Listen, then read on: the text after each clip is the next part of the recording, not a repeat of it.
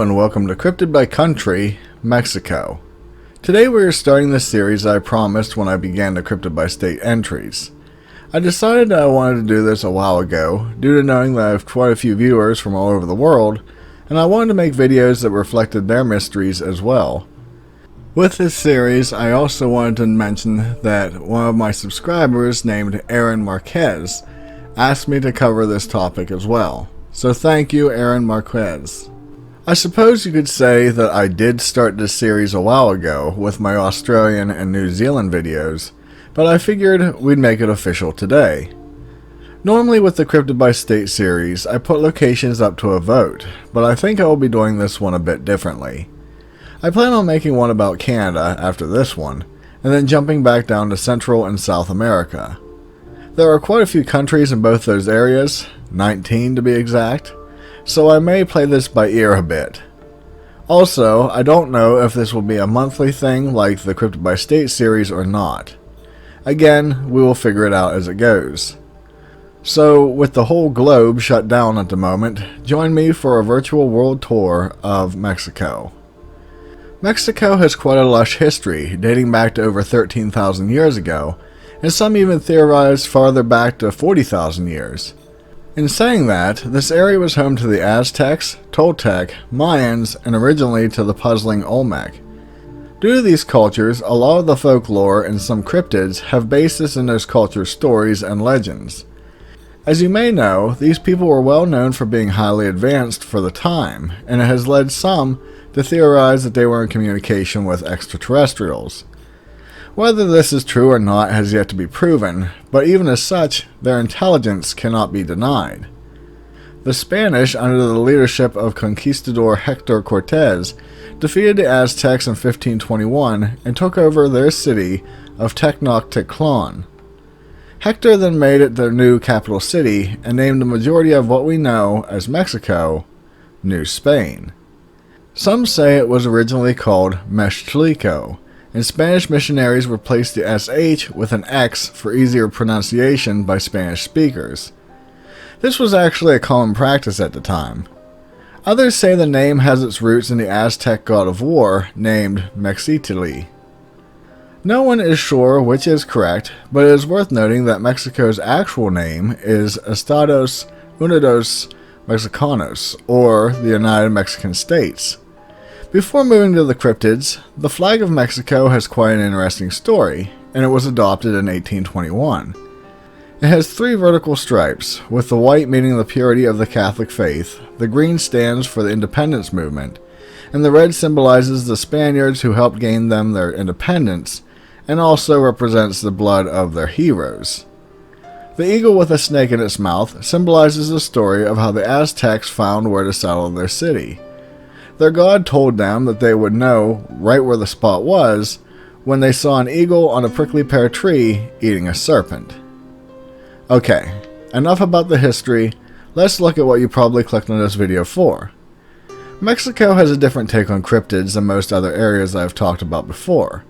A lot of them are seen as actual beings, but they also take on a ghostly side as well.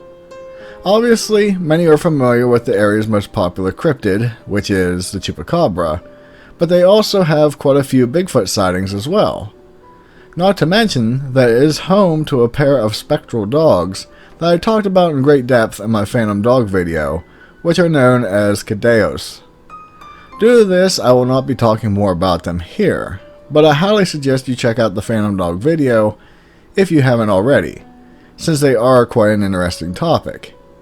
Also, as a fair warning, I will try my best to get names right, but my Spanish isn't so great. Let's start off with a being that feels very familiar to me, and that would be the duende.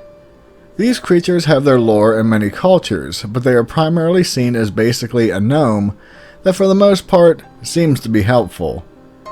They follow in line with the more famous brownies, where, especially in stories from Mexico, they are said to live in the walls of homes, and attempt to help where they can. Although it is said that they have an affinity for cutting children's toenails while they sleep, but on occasion have been known to cut the whole toe off. This obviously sounds like a story that parents tell their kids to make sure they keep proper hygiene, but many people believe this being is very real. In most cases, when not staying in a house, they are said to make their home in a mossy forest and attempt to help lost travelers find their way back. Although these stories of them being helpful only go so far, since others describe them as having more sinister intentions. Namely, they are said to make their home in caves and will steal children and bring them back to their lair. In other versions, the duende will actually cause people to become lost while walking in the forest. Going with this, there are warnings that this creature has a habit of whistling, and if heard, you should run away, due to just the sound causing people to become disoriented. There are a few sightings that have emerged, and they are said to be 3 to 4 feet tall, have long brown hair, stout bodies, flat yellow-skinned faces, and long arms. Some claim they wear hats made out of leaves, whereas others state they wear animal skin clothes. In 1961, famed biologist Ivan T. Sanderson relayed a story from a forest ranger who claimed he frequently saw 2 of these beings watching him whenever he neared the Mayan mountains. It should be noted that the Mayans did have stories about a deity that resembled this creature quite a bit. So I suppose if you ever become lost in the forest of Mexico, it probably would be best not to try to find one of these beings, since they may help you, but then again, they may not. Moving on, we find a creature that is said to make its home in rivers and lakes, but it isn't the typical lake monster you are probably thinking of. This being is called the ahuizotl, and it has its origins in the stories of the Aztecs. Its name translates to thorny one of the water, but unlike most creatures with that type of description, it actually doesn't have spikes coming from its flesh. The name is more in reference to how its short fur looks once it leaves the water. This being has been described as a water dog, and it has small pointy ears, long sharp teeth, short black hair that is slippery in water, and it has a long tail that has a human-like hand on it. No descriptions are given as to how big this creature is, but even though it sounds like a strange-looking otter, it is actually known to hunt and kill humans. It is said to live in underwater caves, and it will lie in wait for an unwary fisherman to float over, to which it attacks the boat and latches onto the man with the hand on its tail. It then proceeds to drown the victim. Once dead, the creature will eat its prey's eyes, teeth, and nails. Oddly enough, many accounts state that when the body is recovered, the flesh is unharmed, and that the creature only has a taste for particular parts. It then releases the body and allows it to float to the surface. In a strange twist, this being wasn't actually seen as something bad. In fact, the Aztecs considered someone being killed an honor, and their soul was now destined to live in paradise. Granted, this is a civilization that commonly practiced human sacrifice. So, yeah. Researchers have actually tried to track this creature down, or figure out what common animal it could actually be, but they have come up empty-handed. Now let's move to a category of being that can only be classified as the Mexican version of skinwalkers. The first one I want to talk about is the nagual, which is said to be a sorcerer who can shapeshift into certain animals. Unlike most beings of this kind, it is said that a person has to be born as one, and it mostly relates to specific months and days that someone was born in. Although, it must be said that others believe that a pact with the devil is needed to become one. Anyway, as a nagual, they can take on many forms, such as a jaguar, puma, or wolf. There is a different form as well, but I will get to that one shortly. These beings are said to be morally gray, and can be both good and bad, depending on how the person is. In one instance, they can drink human blood, kill livestock, and destroy someone's house, but on the other side, they can be worshipped as a deity. Something I found really fascinating is that according to the legend, some nagual are actually hired by townsfolk to remove a curse put on them by another nagual. It almost puts me in mind of the Witcher video games. Now, as mentioned, there is a completely different version that doesn't take the form of a known animal. These ones are said to be tall, covered in hair, sharp claws, and the face of a dog or a cat. Many make a link between them and a Sasquatch. Now this variation tends to actively hunt humans and makes its home in the deepest parts of the forests. Shockingly, there have been eyewitness encounters, and these beasts are blamed for the death of chickens and are known to spread disease. Not to be outdone, there is another form of shape-shifting sorcerer, and this one is called the hawai chivo. But rather than becoming a wolf or the like, this one turns into a form of goat man. It is said to stand upright, is between 5 to 6 feet tall, has the body of a man, the legs of a goat with human-like feet, and its head is that of a goat. It is covered in black or gray fur, has red eyes, and it produces a pungent odor that is said to be capable of causing mild illness. While it certainly is scary looking, there has been no reports of this creature harming a human being. They are known to kill livestock and animals in the forest, but that's about it. Although there is a story from 2013 where a man named William Mesquita claimed that back in the 1960s he encountered one. In this story he said he was walking by an old convent at night when he heard the sound of a horse galloping down the road. When he turned around he saw a bull-like creature running down the road in his direction, walking on its hind legs. William claimed he jumped into some bushes just as the creature came by, but it kept running and left him alone. Finishing up our leap into Mexico's skinwalker-like creatures, we find the being that I wanted to talk about in the Cryptid by State Texas video. This of course would be what is known as the lechuza. There are quite a few stories about this creature in Mexican lore, and it is feared to this day.